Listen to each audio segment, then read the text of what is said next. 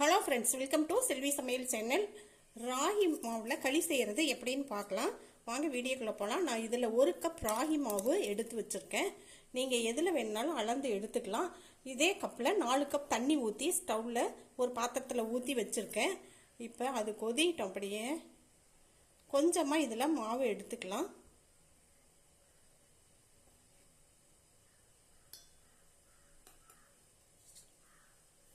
இதில் சும்மா கொஞ்சம் தண்ணி ஊற்றி கரைச்சிக்கலாம்.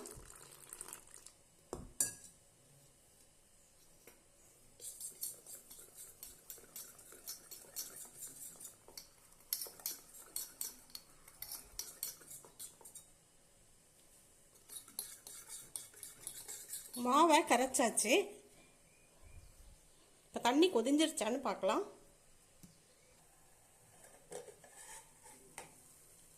ஊற்றி வச்சா தண்ணி கொதிஞ்சிருச்சு. இதில் கொஞ்சம் தண்ணியை எடுத்து வச்சிடலாம்.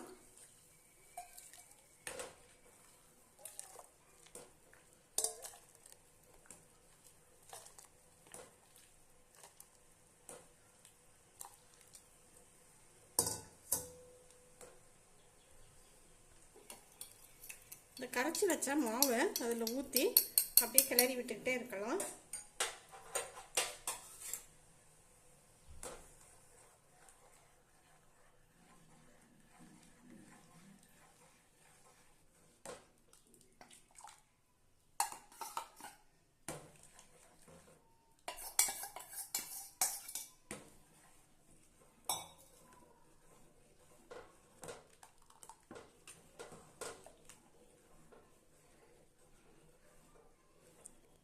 கட்டி இல்லாமல் ஸ்டவ்வை கொஞ்சம் மீடியமாகவே வச்சுட்டு கிளறி விட்டுடலாம்.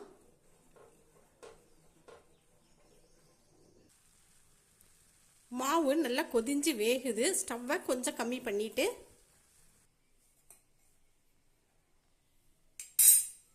நம்ம மீதி இருக்கிற மாவை இதில் சேர்த்துடலாம். இப்படி கரைச்சி ஊற்றி ஃபஸ்ட்டு செய்யும் பொழுது கட்டி இல்லாமல் செய்ய முடியும்.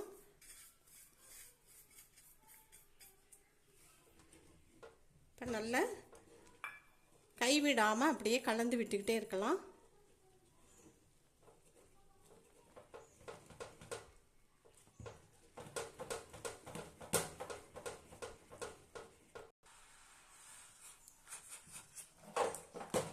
நல்ல ஒரு துணி அப்படி பிடிச்சிட்டு நல்லா மசிச்சு இப்படி விட்டுக்கோங்க.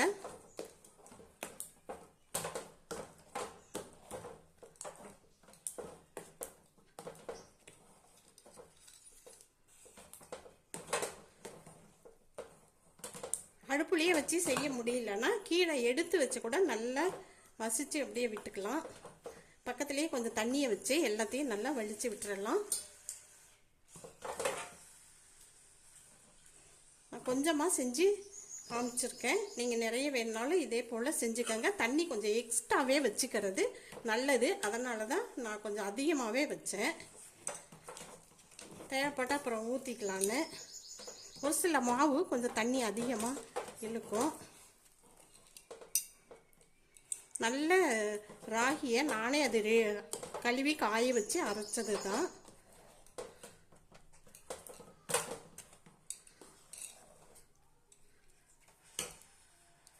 இப்போ நம்ம எடுத்து வச்ச தண்ணியிலேருந்து கொஞ்சம் ஊற்றிக்கலாம்.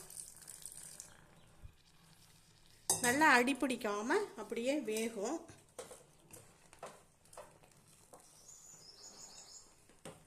நல்லா இப்படி ஒரு சொலட்டி விட்டு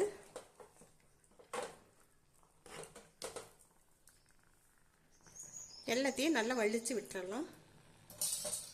சுடும் தண்ணியை தொட்டு தொட்டு இப்படி பண்ணிக்கோங்க.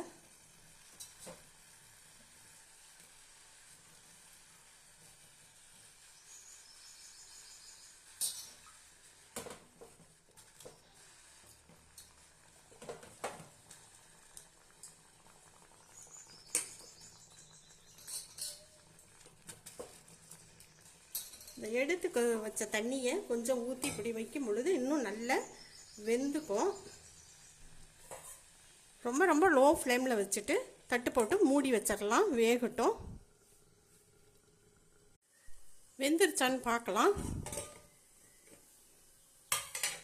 நல்லா வெந்துருச்சுங்க.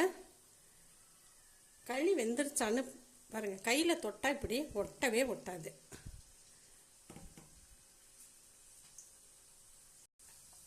நான் மறுபடியும் 2 தடவை மூடியை திறந்துட்டு இப்படி நல்லா கலந்து விட்டேன். ஏன்னா அப்போ தான் அடியில் உள்ளது மேலே வரும், மேலே உள்ளது கீழே போகும், நல்லா வேகும். அதனால் 2 தடவை நான் இப்படி கலந்து விட்டேன்.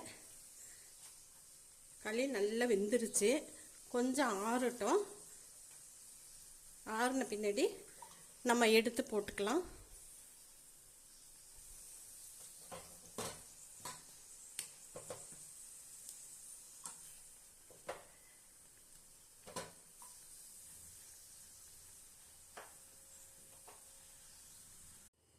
களியும் கொஞ்சம் ஆறிடுச்சுங்க. இப்போ இன்னொரு தடவை நல்லா இப்படி கலந்து விட்டுறலாம். நல்லா இப்படி மசிச்சு விட்டுறணும். அப்போ தான் எல்லா களியும் நல்லா ஒரே மாதிரி இருக்கும்.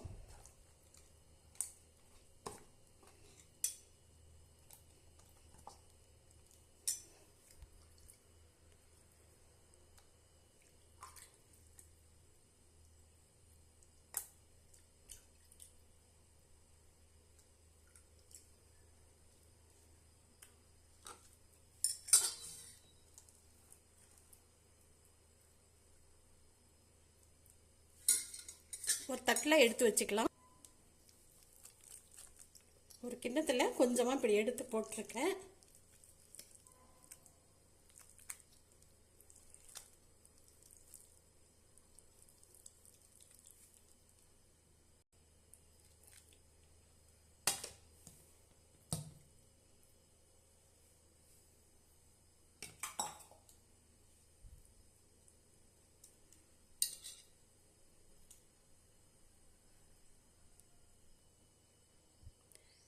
களிக்கு நான் சிக்கன் குழம்பு செஞ்சு எடுத்து வச்சுருக்கேன்.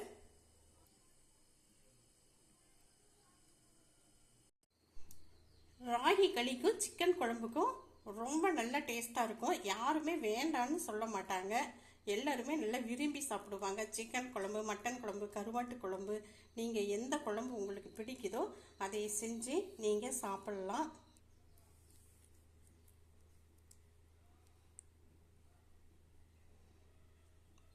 ரொம்பவே நல்ல டேஸ்ட்டாக இருக்கும் ராகி களியும் சிக்கன் குழம்பும். இந்த வீடியோ பிடிச்சிருந்துச்சுன்னா லைக் பண்ணுங்கள், ஷேர் பண்ணுங்கள், கமெண்ட் பண்ணுங்கள். சப்ஸ்கிரைப் பண்ணாதவங்க சப்ஸ்கிரைப் பண்ணுங்கள். பக்கத்துலேயே இருக்கிற பெல்லை டச் பண்ணுங்கள். ஆளுங்கிற ஆப்ஷனையும் டச் பண்ணுங்கள். நன்றி.